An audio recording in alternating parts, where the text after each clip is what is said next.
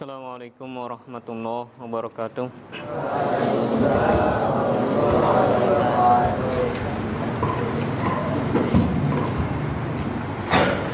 Innal hamdalillah nahmaduhu wa nasta'inuhu wa nastaghfiruh wa na'udzu billahi min shururi anfusina wa sayyiati a'malina.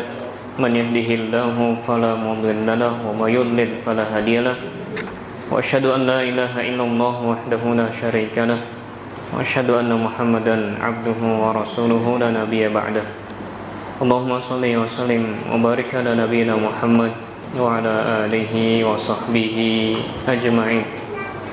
Ya ayyuhalladzina amanu taqullaha haqqa tuqatih wa la tamutunna illa wa antum muslimun.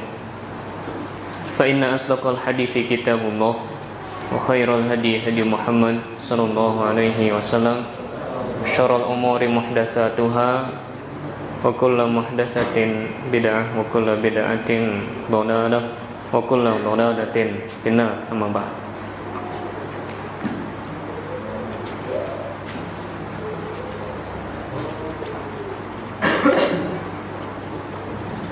Di kesempatan siang hari ini kita akan duduk sejenak untuk membahas satu di antara sekian prinsip-prinsip yang perlu kita ketahui sebagai seorang muslim. Dan pembahasan kita di setiap hari Senin nanti adalah tentang manhaj, yaitu metode beragama yang harus kita terapkan sebagai seorang muslim yang benar-benar menginginkan keridhaan Allah Azza wa Jalla, sebagai seorang muslim yang benar-benar menginginkan bertemu dengan Rasulullah SAW nantinya. Tentunya kita perlu memahami sebagian dari hal-hal tersebut yang menjadi prinsip agama, dan kita akan bahas sedikit demi sedikit insyaallah. Yang akan kita bahas pada kesempatan Senin ini adalah membawakan kitab Al-Ihkam fi Sabri Ahwalil Hukam wa ma yushra'u lirra'iyyati fiha minal ahkam. Itu seputar bagaimana sikap rakyat terhadap pemimpinnya, terhadap penguasa yang dimana dia tinggal di wilayah tersebut. Ini harus kita ketahui bagaimana prinsip-prinsipnya, yang ditulis oleh Fadilatul Syekh Ibrahim bin Amir Ar-Ruhaili hafizahullah, dan sudah ada versi terjemahnya. Versi terjemahnya sudah ada, yaitu bagaimana ulama salaf menyikapi penguasa. Bagaimana ulama salaf menyikapi penguasa. Baik, di kesempatan siang ini kita baca muqaddimah dari penulis hafizahullah Syekh Ibrahim bin Amir Ar-Ruhaili hafizahullah mengatakan dalam kitabnya Al-Ihkam fi Sabri Ahwalil Hukam. Beliau mengatakan, Alhamdulillahirabbil alamin wassalatu wassalamu alal mab'uts rahmatan lil alamin nabiyina Muhammadin wa ala alihi wa sahbihi ajma'in wa ba'd. Segala puji ditujukan kepada Allah Rabb semesta alam, dan salawat serta salam ditujukan kepada yang diutus sebagai rahmat untuk semua alam, yaitu Nabi kita Muhammad sallallahu alaihi wasallam, dan juga semoga tertuju kepada keluarganya, sahabatnya, semuanya.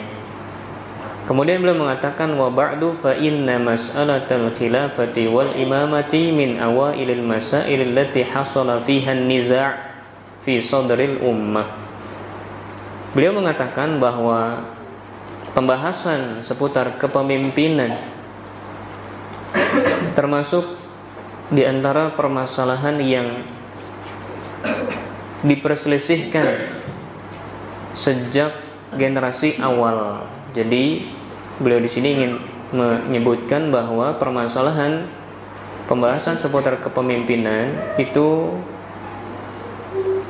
menjadi topik pembicaraan di generasi awal. Bahkan terjadi perselisihan di tengah generasi awal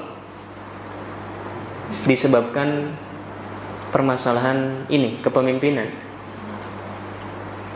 Dan ini bisa kita renungkan ketika Nabi SAW meninggal, kemudian kaum Muhajirin dan kaum Ansor, ya, keduanya sama-sama berkeinginan untuk melanjutkan, ya, jika ingin ditunjuk pemimpin setelahnya maka dari Ansor, ya, sebagian Muhajirin. Sudah terjadi seperti itu di waktu itu, ya. Dan itu adalah satu hal yang bukan dikatakan sahabat itu haus kepemimpinan, tidak, tapi butuh pemimpin saat itu. Ya, memang butuh pemimpin saat itu. Sehingga mereka mengambil inisiatif, hanya saja inisiatifnya tidak disepakati oleh semua. Dari kaum Ansor menginginkan pemimpinnya dari kaum Ansor, kaum Muhajirin menginginkan pemimpinnya dari kaum Muhajirin. Namun akhirnya disepakati bahwa yang menjadi pemimpin setelahnya adalah Abu Bakar As-Siddiq radhiyallahu anhu. Jadi itu terjadi di awal-awal generasi emas, ya, umat Islam. Tapi sudah terselesaikan, gitu. Maksudnya pembahasan masalah kepemimpinan ini sempat mencuat di waktu itu. Wa nasya'at an su'i fahmiha al-bid'u. Ketika pembahasan tentang kepemimpinan ini disalahpahami, maka muncullah perkara-perkara baru yang tidak diridhoi oleh Allah. Fatasyi'u min ajriha syiah. Muncullah kelompok Syiah. Ya, kenapa kelompok Syiah muncul? Disebabkan masalah ini, masalah kepemimpinan. Ya, inti masalah dari Syiah, penyimpangan-penyimpangan mereka semuanya, inti sebab utamanya adalah masalah kepemimpinan. Kemudian muncul pemikiran mereka dalam hal akidah, ya, dan yang lain-lain. Semua dampak daripada mereka menginginkan urusan kepemimpinan. Wa kharajat bisababihal khawarij. Bahkan kaum Khawarij yang membunuh Utsman ibn Affan radhiyallahu an juga terjebak dalam pembahasan kepemimpinan. Ya, kaum Khawarij membunuh khalifah, ya, ketiga, membunuh orang terbaik setelah Umar Ibnu Khattab radhiyallahu an, dibunuh oleh mereka. Tidak ada seorang pun sahabat yang mengira bahwa mereka akan berani membunuh Utsman ibn Affan. Nah, Utsman bin Affan termasuk menantu dan juga sahabat Rasulullah SAW. Tapi kenyataannya terjadi. Ya, kenapa mereka melakukan demikian? Salah dalam memahami pembahasan kepemimpinan. Bahkan Ali bin Abi Thalib radhiyallahu an pun sama, ya, mengawali masa-masa kekhilafahannya menghadapi mereka-mereka kaum Khawarij yang salah dalam memahami pembahasan ini. Wa tawallada an dzalika ma tawallada min fitanin 'azimatin fit takfiri wastibahati dima'il muslimin. Akhirnya muncul fitnah-fitnah besar berikutnya seperti pengkafiran, kemudian menghalalkan, ya, darah kaum muslimin. Ini awalnya dari situ. Awalnya dari kesalahan dalam memahami pembahasan kepemimpinan dalam Islam seperti apa. Akhirnya berdampak pada pemikiran kafir mengkafirkan, kemudian juga berdampak pada permasalahan bahwa kaum muslimin, ya, boleh dibunuh dalam perspektif yang salah. Walidha kana tahriru mu'taqadis salafi fiha mahallu inayatil a'immatil musannifin fi takriri mu'taqadis salafi bihaitsu la yakadu yakhlu kitabun musannafun fi hadzal bab min dzikri mu'taqadis salafi fi hadhihi mas'alatil 'azimah. Beliau ingin menyampaikan bahwa para ulama ya telah banyak ya menyebutkan permasalahan ini dalam kitab-kitabnya, dalam tulisan-tulisannya. Kalau kita mau melihat banyak. Makanya permasalahan kepemimpinan ini bukan masalah yang baru. Ya, masalah ini sudah dibahas oleh para ulama dan sudah selesai sebenarnya. Jalan keluarnya sudah ada. Hanya saja sebagian manusia ketika mereka jauh dari agama Allah menilai bahwa ulama belum membahas. Akhirnya dia pun berinisiatif bagaimana menyelesaikan permasalahan kepemimpinan. Ya, akhirnya yang terjadi bukan kebaikan malah sebaliknya.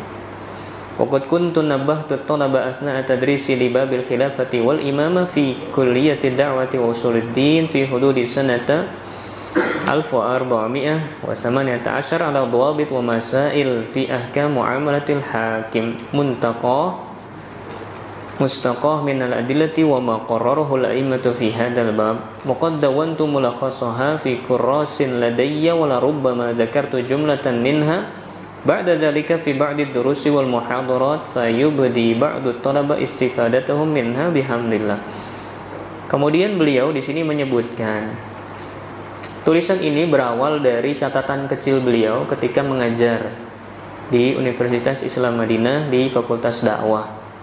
Ya, buku ini awalnya dari catatan kecil beliau. Dan alhamdulillah banyak yang mengambil manfaat dari catatan beliau tersebut.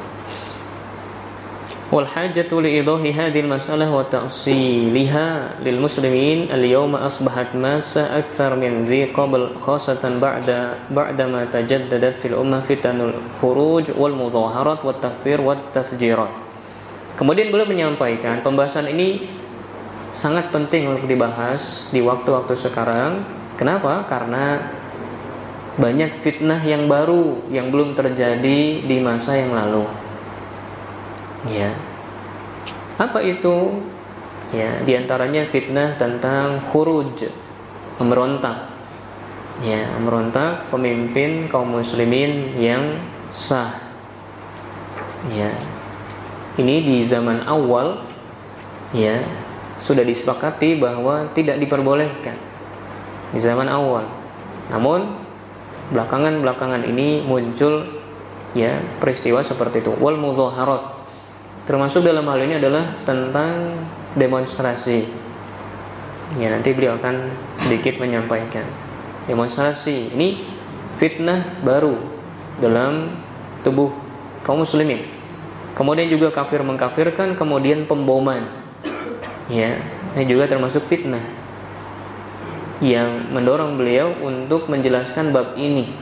Ya, bab tentang bagaimana sikap salafus saleh, para ulama dalam menyikapi penguasa.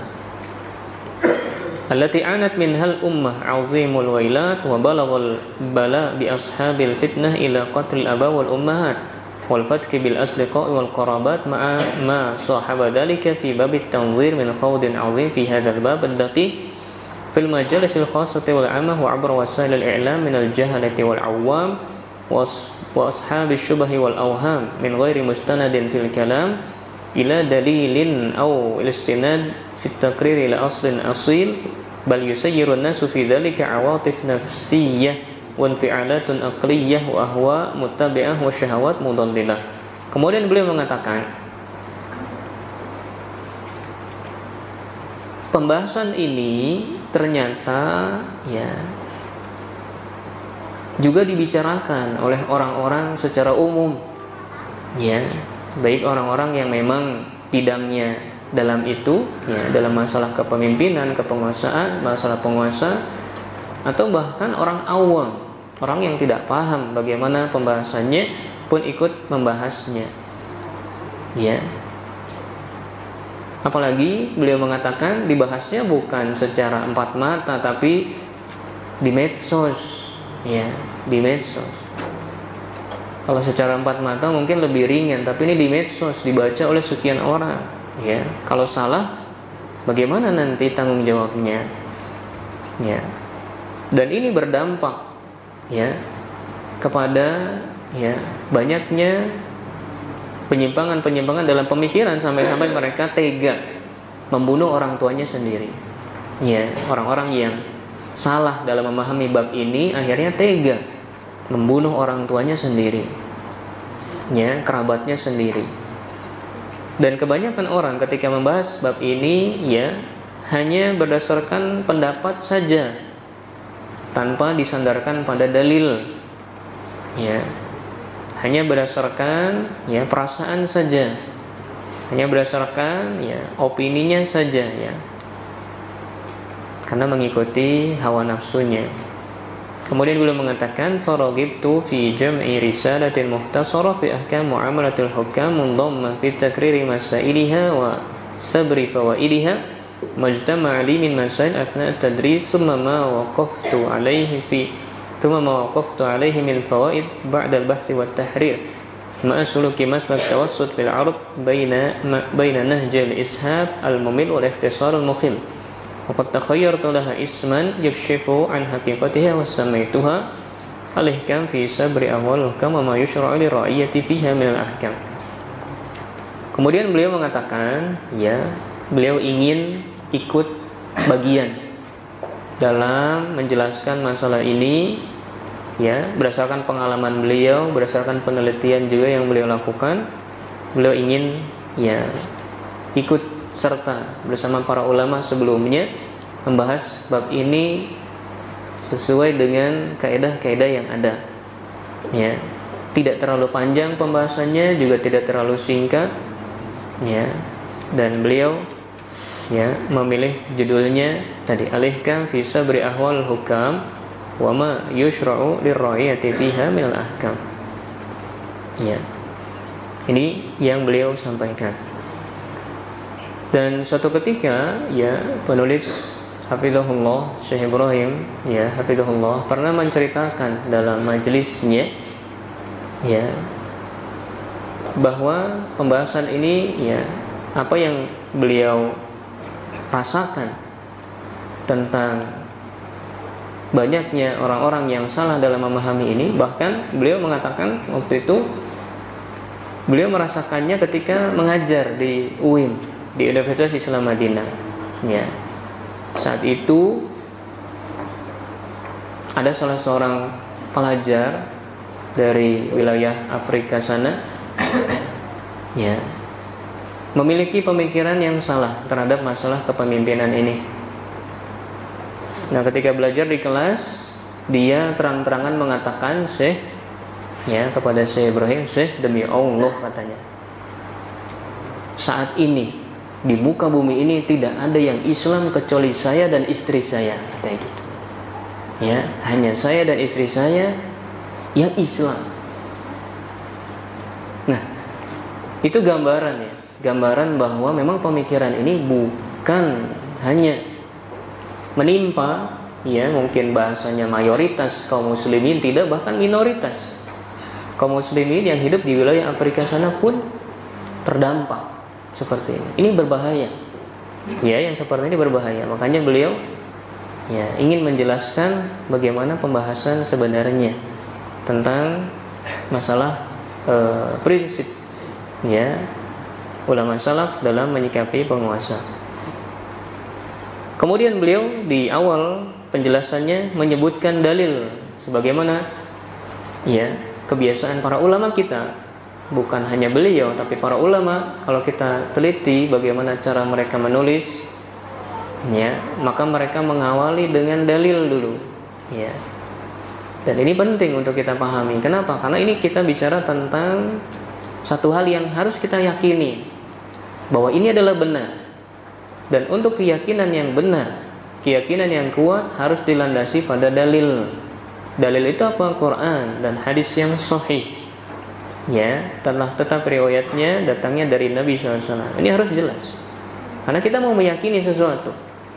Ya, ketika kita meyakini sesuatu tapi tidak memiliki landasan yang kuat, maka keyakinan itu akan goyah suatu saat. Ya, karena memang landasannya tidak ada. Tapi ketika suatu keyakinan dilandasi dengan dalil yang kuat, dari Quran dan juga hadis Nabi SAW, maka keyakinan ini akan bertahan. Ya, keyakinan yang kuat, dalil yang kuat, itulah yang membuat Bilal radhiyallahu an bertahan meskipun disiksa oleh majikannya. Ya, dijemur di padang pasir, ya, kemudian ditimpa, ya, dengan batu dalam kondisi dia tidak menggunakan baju, sangat panas, sangat terik. Ya, Bilal hanya mengatakan ahad, ahad. Ya, Allah Maha Esa, Allah Maha Esa. Kenapa Bilal bisa bertahan demikian? Bukan doktrin, bukan, tapi itu adalah keyakinan yang kuat berdasarkan dalil. Ya. Mus'ab bin Umair meninggalkan kesenangan-kesenangannya, akhirnya hidup sangat-sangat sederhana sekali. Mungkin sahabat-sahabat yang lain kesulitan kalau ingin mencontoh Mus'ab bin Umair. Ya. Kenapa bisa demikian?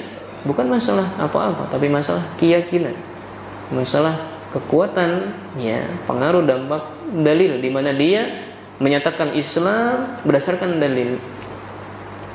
Ya, Salman Al-Farisi pun sama, perjalanannya mencari Islam itu adalah bukti-bukti jelas dan dia pegang dengan erat, ya, keislamannya.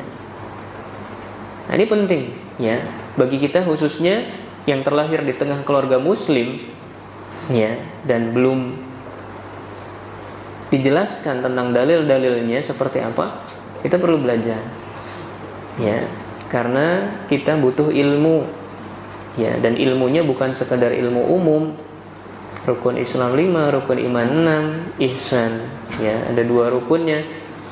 Bukan hanya itu, tapi lebih terperinci lagi. Untuk apa? Supaya kita tidak goyah. Mungkin yang bisa kita jadikan contoh di sini adalah tidak sedikit di antara kaum muslimin yang tadinya sangat hafal surat Al-Ikhlas, Qul huwallahu ahad, Allahus samad, lam yalid wa lam yulad wa lam yakul lahu kufuwan ahad, kemudian menjual agamanya, masuk ke dalam agama Kristen hanya karena ada sembako, menjual agamanya. Ini sangat memprihatinkan. Dia menjual kebahagiaan akhirat dengan kesenangan dunia yang hanya sedikit sekali. Ya, ini pertanda bahwa memang kita butuh ilmu, dan ilmu kita harus ditambah, harus diperinci lagi. Kalau kita bicara tentang iman kepada Allah, apa lagi yang harus diimani tentang Allah? Apanya lagi? Kalau bicara tentang iman kepada malaikat, apa lagi yang harus diimani? Ya, dalam pembahasan itu, iman kepada Rasul, iman kepada kitab, iman kepada hari akhir, iman kepada takdir. Ya, agar kita tidak salah. Ya, itu dengan dalilnya. Ya, kalau dengan dalil, insya Allah maka keyakinan akan menjadi kuat. Kemudian di sini beliau menyampaikan dalil, ya, yang menjelaskan tentang anjuran, ya, prinsip, ya, isinya adalah prinsip untuk mendengar dan taat kepada pemimpin, ya, dan tidak diperbolehkan memberontak kepada mereka, pemimpin Muslim, ya. Di antaranya beliau menyebutkan dalilnya adalah Allah mengatakan dalam surat An-Nisa ayat ke-59, ya ayyuhalladzina amanu atti'ullaha wa atti'ur rasul wa ulil amri minkum. Wahai orang-orang yang beriman, ya, taatilah Allah dan taatilah Rasul dan juga ulil amr, ya, waliul amr yang ada di tengah kalian. Nah, di sini jelas, ya, di ayat ini Allah memerintahkan taat kepada Allah, kemudian taat kepada Rasulullah, kemudian ditambahkan untuk juga melakukan hal yang sama dengan atau kepada waliul amr, pada pemimpin. Ya, nanti akan dijelaskan memang ada perintah, ya, untuk taat kepada waliul amr, namun melihat susunan ayatnya ini menandakan bahwa ketaatan kepada pemimpin itu berada di bawah ketaatan kepada Allah dan Rasulnya. Maksudnya apa? Ketaatan kepada pemimpin ini tidak bersifat mutlak, wajib dalam setiap kondisi, tidak. Karena namanya pemimpin, ya, dalam perjalanannya ada saja yang mengajak kepada kemaksiatan. Ketika pemimpin mengajak kepada kemaksiatan, maka kembali kepada ketaatan kepada Allah dan Rasulnya, bukan kepada pemimpinnya. Jadi kenapa kita mentaati pemimpin? Karena Allah dan Rasulnya yang perintahkan dalam perkara-perkara yang ma'ruf, perkara-perkara yang baik, yang dianjurkan dalam syariat, maka disitulah kita taat. Tapi ketika pemimpin mengajak kepada kemaksiatan, maka tidak taat, dan bukan berarti melepas diri dari ikrar bahwa dia adalah pemimpin. Tidak seperti itu. Tapi tidak mau taat dalam bab itu. Ya, misalnya diperintahkan untuk berbuat syirik misalnya. Ia disuruh menyembah, ya, menyembah patung misalnya, menyembah pohon. Diperintahkan seperti itu, maka kita sebagai muslim tidak taat dalam hal itu. Tapi dalam hal lainnya, misalnya pemimpin menetapkan ya waktu Jumat atau waktu Id atau jihad, waktu-waktunya ditetapkan oleh pemimpin, ya sudah, kita ikut. Tapi dalam bab tadi, ketika pemimpin memerintahkan ngajak kita untuk bermaksiat, tidak. Ya, ngajak untuk meminum minuman yang memabukkan juga tidak. Ya, jadi demikian. Ini dari ayat ini jelas, surat An-Nisa 59 adalah dalil awal tentang prinsip seorang muslim akan keharusan taat kepada pemimpin. Ya, dan taat kepada pemimpin letaknya berada di bawah. Ya, ketaatan kepada Allah dan Rasulnya nomor 1, kemudian taat kepada pemimpin berikutnya. Maknanya tidak bersifat mutlak, ya, ketaatan kepada pemimpin. Kemudian juga dalam hadis, ya, dari Ubadah bin Samit radhiyallahu an, ia mengatakan, da'ana Rasulullah SAW fabaya'na. Nabi SAW pernah menyeru kami dan kami pun, ya, berbaiat kepada Nabi SAW. Ini, ya, tentang para sahabat radhiyallahu anhum ketika mereka menyatakan Islam, maka mereka berbaiat kepada Nabi SAW. Ya, berbaiat kepada Nabi SAW, janji setia. Dan baiat ini adalah hanya untuk pemimpin, penguasa, bukan untuk pemimpin kelompok dan kelompok. Ya, pemimpin kelompok tidak diperkenankan untuk mengambil baiat. Fakana fima akhadha alaina an bay'ana ala sam'i wa ta'ah fi manshatina wa makrahina wa usrina wa yusrina wa atharatin alaina wa alla nunazzi'a al-amra ahlahu.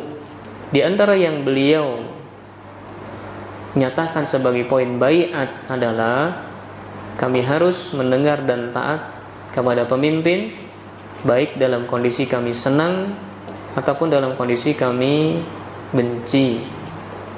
Tapi harus wajib, ya, mendengar dan taat. Kemudian kami pun wajib taat kepada pemimpin baik dalam kondisi sulit maupun dalam kondisi lapang. Wajib taat kepada pemimpin. Bahkan ketika pemimpin mengedepankan kepentingan pribadinya, pun kami wajib untuk taat kepada pemimpin. Dan kami tidak diperbolehkan untuk mengambil, ya, kepemimpinan itu dari yang memilikinya. Tidak boleh berontak. Illa antara kufran buwahan ma'akum minallahi fihi burhan. Kemudian Rasul mengatakan pengecualian. Pengecualiannya apa? Kecuali engkau melihat ada kekufuran yang jelas yang dilakukan oleh pemimpin muslim tersebut, dan engkau bisa mempertanggungjawabkannya di hadapan Allah nanti dengan ilmu yang jelas, dengan burhan.